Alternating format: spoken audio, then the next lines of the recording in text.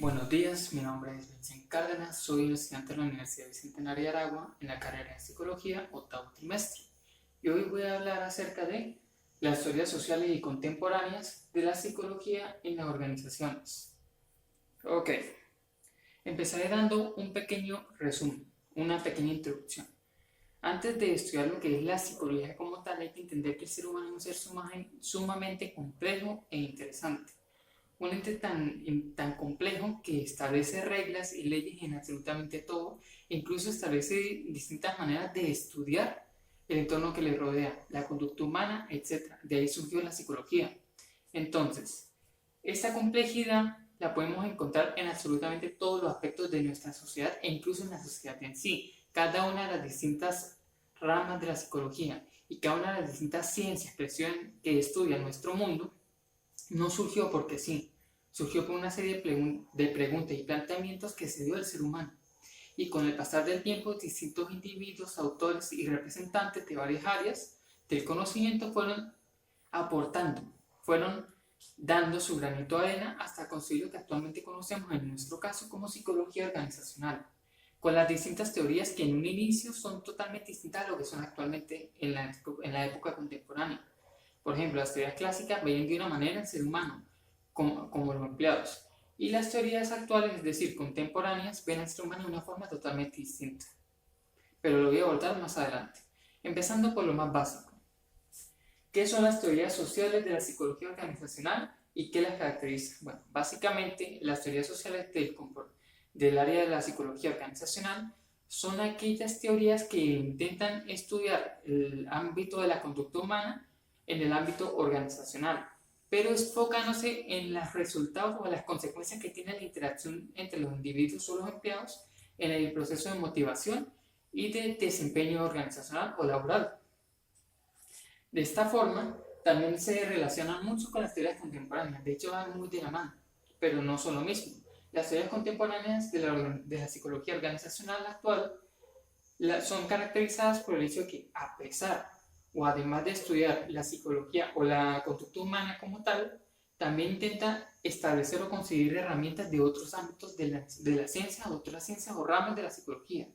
Para de esta forma, complementar el estudio de la conducta, entenderlo de una forma más completa y más sencilla. Es más sencillo ver desde varias perspectivas la imagen completa de la conducta humana en un determinado ámbito que verla simplemente desde tu propia perspectiva. Ok, ahora, entre estas teorías podemos encontrar la teoría de X y Y de Douglas MacGregor.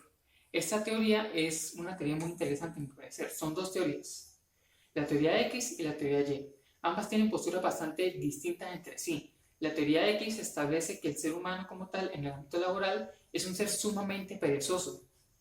En lo más posible intentará no establecer nuevas responsabilidades porque no le interesa, simplemente quiere hacer, no quiere, si es posible buscará evitar lo más posible el trabajo por más que suene reiterado, es así, por lo menos según esa teoría. Al contrario, la teoría Y.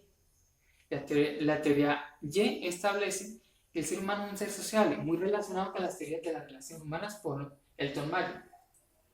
Esta teoría de Y establece que el ser humano, al ser un ser social, se puede motivar para adquirir nuevas responsabilidades y distintos cargos más allá, buscando la autorrealización, el reconocimiento y el trabajo en equipo hasta cierto punto.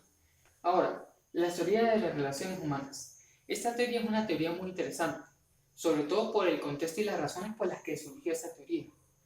Esta teoría surgió en las etapas finales de la Gran Depresión ocurrida en Estados Unidos. Básicamente, hasta cierto punto, en gran medida causada por las teorías clásicas de la psicología organizacional, que veían al ser humano como una herramienta, algo desechable o un engranaje más en el proceso de producción. Por lo tanto, el ser humano estaba muy despersonalizado, era un 0 o un 1 en el gran marco de las cosas en el ámbito organizacional. No les importaba motivarlos, pues la motivación básicamente era que no se murieran de hambre, el sueldo. Ahora, esta teoría de las relaciones humanas surgió como contrapeso, como una manera distinta de abordar esta situación. En vez de ver a los seres humanos como herramientas desechables, ve a los seres humanos como entes completos, complejos, emocionales y que tienen la capacidad de superarse y de hasta cierto punto motivarse en la autorrealización. buscando que el ser humano se juntara con sus compañeros en el ámbito laboral, es decir, con sus compañeros de trabajo, y en cuestión de dinámicas de grupo, un aporte que adquirió Elton Mayo de otros autores, trabajar en el cumplimiento de los distintos objetivos y metas de la empresa. Todo esto con el reconocimiento y el apoyo de tus compañeros. Ahora, la teoría de la motivación de Abraham Maslow. Esta es una de las teorías más interesantes. A mi parecer me parece muy interesante esta teoría, pero es una de las más conocidas. Es conocida precisamente por la pirámide de Maslow, la pirámide de las necesidades humanas del ser humano, valga la redundancia. Esto también funciona como una guía de la motivación humana y establece que el ser humano tiene una jerarquización de las distintas necesidades que tiene. Y si no se cumplen las más básicas, no se puede llegar a las más superiores o de otra categoría. Por ejemplo, habla de las necesidades fisiológicas, alimentación, respiración, descanso, etc. Después están las de seguridad. Si tú no puedes dormir bien, si no puedes comer, si no puedes alimentar a tus familiares, a tus hijos, a tu esposa, mucho menos vas a tener como el interés en establecer una seguridad, una protección. Si no satisfaces lo más básico, las fisiológicas, mucho menos vas a poder satisfacer las siguientes. Esto es más o menos relacionado, pero se vuelve más evidente en la etapa superior de las necesidades humanas. La necesidad de seguridad, que habla acerca de seguridad, protección, estabilidad laboral, estabilidad emocional, estabilidad económica, etc. Después está la aceptación social, necesidad de aceptación social. Corresponde a la necesidad de afecto, a la necesidad de sentir amor por otra persona y que otra persona le corresponda a los sentimientos, a la necesidad de interrelacionarse y tener amistades. Si un ser no es capaz de asegurar su propia seguridad económica, su propia habitación, por así decirlo, mucho menos se va a andar preocupando por su aceptación social. Ahora, más allá de eso, la autoestima. La necesidad de autoestima, de apreciarse a sí mismo, corresponde a la necesidad de tener confianza, de tener éxito a nivel laboral, emocional, personal, etc. Pero tener éxito, algo que te haga valorarte a ti mismo. Y la necesidad de autorrealización. Tiene que ver con el ámbito profesional, pero tiene que ver algo más con algo superior. Es decir, el ámbito moral, una vocación, ayudar a las personas que lo necesiten, algo que te llene, etc. Cosas de ese sentido. Ahora, ¿cómo podemos aplicar esto en el ámbito organizacional? Pues muy simple. Esto es algo que tiene que tener en cuenta todo individuo que trabaja en una determinada organización o todo ente en el poder de una organización, por así decirlo, un jefe. Pues tiene que saber que el sueldo que le da a sus distintos trabajadores tiene que ser suficiente para satisfacer sus necesidades fisiológicas y sus necesidades de protección hasta cierto punto para finalmente poder dar lugar a la aceptación social, a la necesidad de autoestima y etc. Si el sueldo que le da un individuo a los entes de una determinada empresa no es suficiente para asegurar ni siquiera las necesidades fisiológicas de la persona, muy difícilmente será el motivado para cumplir con los objetivos de la empresa o para con la empresa. Ahora, de la misma forma, eso se puede satisfacer en el ámbito de la aceptación social a través de las relaciones que tengan los distintos individuos con sus compañeros de trabajo. Así que la empresa tiene que fomentar una relación coherente y correcta, eficiente y muy amistosa entre los distintos empleados que tiene, para de esta forma satisfacer esta necesidad. Y también tiene que proveerles oportunidades de autorrealización, reconocimiento, cosas que lo ayuden a sentirse valorado por la empresa, necesidad de autoestima, para finalmente que con el tiempo se sienta realizado. Ahora, pasando a la siguiente diapositiva, vamos a hablar acerca de dos teorías en específico. Esta debe tocar muy brevemente, pero la teoría de la expectativa de Bront, si van a hacer un pequeño ejemplo.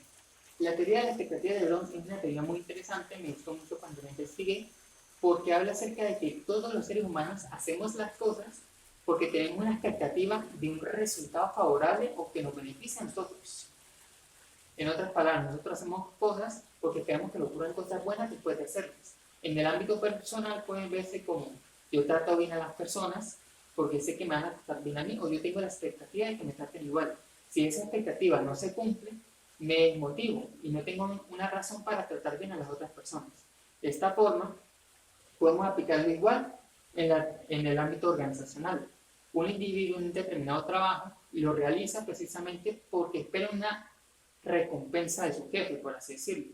Un individuo establece una propuesta de un nuevo producto en una empresa en base a lo que investigó, trabajó, se esforzó, noches en vela, etc., espera o tiene la expectativa de que por lo menos le den un aumento en su sueldo, un reconocimiento o lo que es un ascenso. Esa es la expectativa. Depende de la empresa evaluar hasta qué punto vale la pena o hasta qué punto se puede valorar dicho esfuerzo, es decir, si vale la pena colocarle un ascenso o le damos un reconocimiento o se le da un determinado remuneración económica, pero tiene que ser algo satisfactorio para el individuo.